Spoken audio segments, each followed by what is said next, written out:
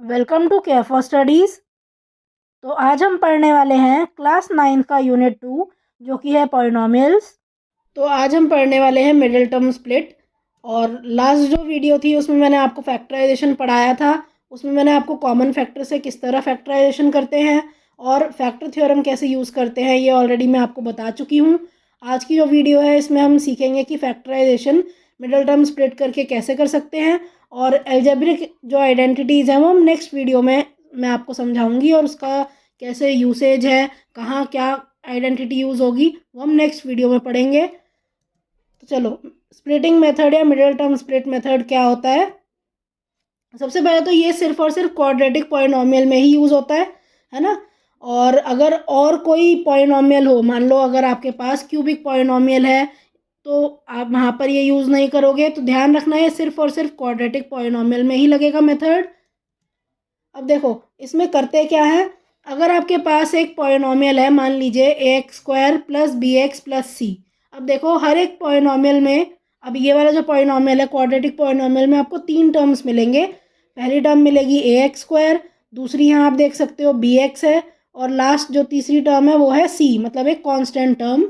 तो आपको क्या करना होता है मिडिल टर्म स्प्लिट मेथड में, जो बीच की टर्म है बी एक्स उसको आपको स्प्लिट करके लिखना होता है।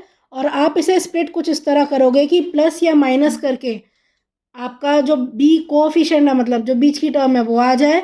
और आप क्या करोगे, आप मल्टीप्लाई कुछ इस तरह से करोगे दो स्प्लिटेड टर्म्स को कि उनका मल्टीप्लाई करके ए मल्टीप्लाइड बाय सी आ जाए। तो एक एग्जांपल से मैं आपको समझाती हूँ कि हम स्प्लिटिंग मेथड कैसे यूज़ करेंगे। देखो, find the factors of x square minus 14x plus 40 by splitting method. तो सबसे पहले तो आप यहाँ पर ये पॉलिनॉमियल लिखो, और देखो पॉलिनॉमियल मैं यहाँ एक बार लिख देती हूँ। और अब आप क्या करो, सबसे पहले तो इसे कंपेयर करो पॉलिनॉमियल के जनरल फॉर्म के साथ। पॉलिनॉमियल का जनरल फॉर्म क्या होता है, a x square plus b x plus c, ये होता है ना। अगर मैं कंपेयर करूं तो देखो ए क्या है, 1 के बराबर है ना। ए क्या है, 1 के बराबर है। बी क्या है, बी बराबर है -14 के, और सी बराबर है 40 के। अब आपको क्या करना होता है स्प्लिटिंग मेथड में, ये जो बीच वाली टर्म है इसको आप स्प्लिट करोगे, है ना, तोड़ोगे इसे, और दो ऐसी टर्म्स आप बनाओगे जिनको ऐड या फिर सब्ट्रैक्ट करके क्या है, ये बीच वाली टर्म आए, मतलब -14 आए, है ना। और जिनका मल्टीप्लिकेशन ए इंटू सी आए, मतलब क्या है 1 इंटू 40, मतलब 40 आए, है ना। इस तरह आपको स्प्लिट करना है। तो देखो क्योंकि मल्टीप्लाई करके 40 आना चाहिए, तो आप क्या करो, आप 40 के फैक्टर्स बनाओ। तो देखो 2 into 20 is 40, 2 into 10 is 20, and 2 into 5 is 10, और 5 वन ज़ा 5। तो अगर मैं 40 के फैक्टर बना रही हूँ तो ये बनेंगे 2 इंटू 2 इंटू 2 इंटू 5। अब हम इन्हीं फैक्टर्स को रीअरेंज करेंगे कुछ इस तरह से कि ऐड या सब्ट्रैक्ट करके क्या है, आपका आना चाहिए -14, और मल्टीप्लाई करके क्या आना चाहिए, यहाँ पर आना चाहिए 40। तो अब देखो क्या फैक्टर बन सकते हैं, अगर मैं 2 इंटू 2 ये एक साथ कर दूँ, और 2 5 ज़ा ये 10 कर दूँ, तो ये फैक्टर आ सकते हैं, है ना। 4 इंटू 10 क्या होता है, 40 होता है। यहीं अगर मैं -4 और -10 भी मल्टीप्लाई करूँ तब भी क्या होगा, तब भी क्या आएगा, मल्टीप्लाई करके 40 आएगा, है ना। तो दोनों को चेक कर लेते हैं। देखो 4 और 10 अगर मैं यहाँ पर लूँ इसकी जगह, तो देखो 4 -10 क्या आ रहा है, ये भी -14 नहीं आएगा। या फिर अगर मैं ऐड करूं तब क्या आ रहा है, तब भी 14 आ रहा है, -14 तो नहीं आ रहा, है ना। तो ये आप मत लो। अब यहाँ देखो ये मैंने -4 और -10 लिया है ना। इनको अगर आप मल्टीप्लाई करोगे क्या आ रहा है, इसको मल्टीप्लाई करके आएगा 40। और अगर मैं -4 और -10 को ऐड कर दूं तब क्या आएगा, माइनस का 14 आएगा, है ना। तो आप यहाँ पर यही फैक्टर बना लो। आप क्या करो, बस ये जो -14x है इसकी जगह आप -4x -10x लिख दो कुछ इस तरह से। अब आपने अब यहाँ पर स्प्लिट कर लिया। अब क्या करो, दो दो का ग्रुप बनाओ, मतलब इन दोनों का ग्रुप बनाओ और इन दोनों का ग्रुप बनाओ, और कॉमन बाहर निकालो। देखो पहले दो टर्म में आप देख रहे हो क्या कॉमन है, एक्स कॉमन है, तो एक्स कॉमन निकाला। जैसे ही यहाँ से एक्स कॉमन आया, देखो एक्स स्क्वायर से एक्स कॉमन आएगा तो एक्स बचा, -4x से अगर x कॉमन आएगा तो -4 बचेगा।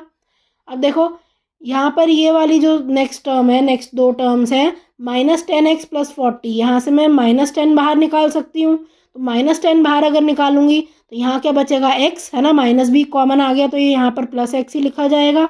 और देखो अब +40 में से अगर मैंने -10 बाहर निकाला तो क्या बचेगा, -4 है ना। साइन का हमेशा आपको ध्यान रखना है। आप अगर प्लस में से एक माइनस बाहर निकाल रहे हो तो माइनस बचेगा सिर्फ, है ना। तो x -4 यहाँ भी कॉमन है, इस वाले में भी, और यहाँ भी कॉमन है। तो इसको ओवरऑल कॉमन लेके आप कुछ इस तरह से लिख सकते हो, है ना।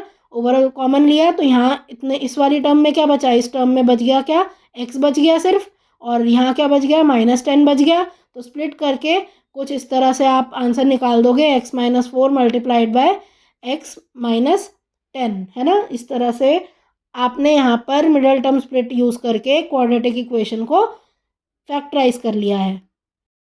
देखिए नेक्स्ट एग्जाम्पल, 9x² + 12x + 4। अब इसे फैक्टराइज करना है तो देखो इसमें भी वही करेंगे, बीच वाली जो टर्म है उसे फैक्टराइज करेंगे, उसे हम स्प्लिट करेंगे। तो देखो 9x² + 12x + 4। अब प्लस या माइनस करके क्या आना चाहिए, 12 आना चाहिए, है ना। और मल्टीप्लाई करके क्या आना चाहिए, AC क्या है, A यहाँ पर है 9, C क्या है 4। तो मल्टीप्लाई करने के बाद जो टर्म्स हैं उनका क्या आना चाहिए, 9 × 4 मतलब 36 आना चाहिए, और ऐड या सब्ट्रैक्ट करके 12 आना चाहिए। ठीक है, तो इस तरह से आपको स्प्लिट अप करनी है मिडिल टर्म। तो देखो क्या करो आप यहाँ 36 के फैक्टर्स निकालो। तो देखो ये 2 से जा रहा है ना, 2 × 1 = 2, है ना, और 2 × 8 = 16।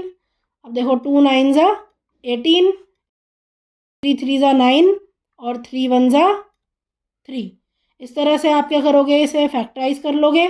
36 के क्या फैक्टर आए, 2 × 2 × 3 × 3। अब हम इन फैक्टर्स को इस तरह रीअरेंज करेंगे कि प्लस या माइनस करके 12 आए। और अब देखो क्योंकि पॉजिटिव है यहाँ पर वैल्यू, तो इसीलिए आप यहाँ क्या करो, पॉजिटिव के फैक्टर्स आप यहाँ पर रखोगे। तो देखो क्या करोगे आप यहाँ, अगर आपने 2 × 2 कंबाइन किया तो क्या आ रहा है 4, 3 × 3 कंबाइन किया आ रहा है 9। क्या 9 और 4 को प्लस करके 12 आएगा, नहीं, 12 नहीं आता, है ना। इन दोनों को ऐड करके तो ये हम फैक्टर्स नहीं रखेंगे। अगर मैं 2 और 3 को एक साथ रखूं, क्या आ रहा है, 2 × 3 = 6। इसके बाद क्या बचा, ये वाला 2 और ये वाला 3 बचा, इसे एक साथ रखूं तो इन्हें मल्टीप्लाई करके क्या आ रहा है 6, और 6 + 6 क्या 12 आ रहा है, हाँ बिल्कुल आ रहा है, इन्हें ऐड करके 12 आएगा।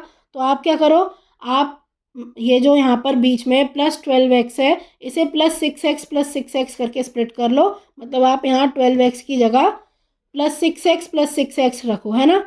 अब क्या करो, आप स्टार्टिंग के ये जो दो टर्म है इनमें से कॉमन निकालो, क्या कॉमन आएगा यहाँ, आप देख रहे हो 9x² क्या होता है, 9x² कैसे बना होगा, 3 × 3 × x × x।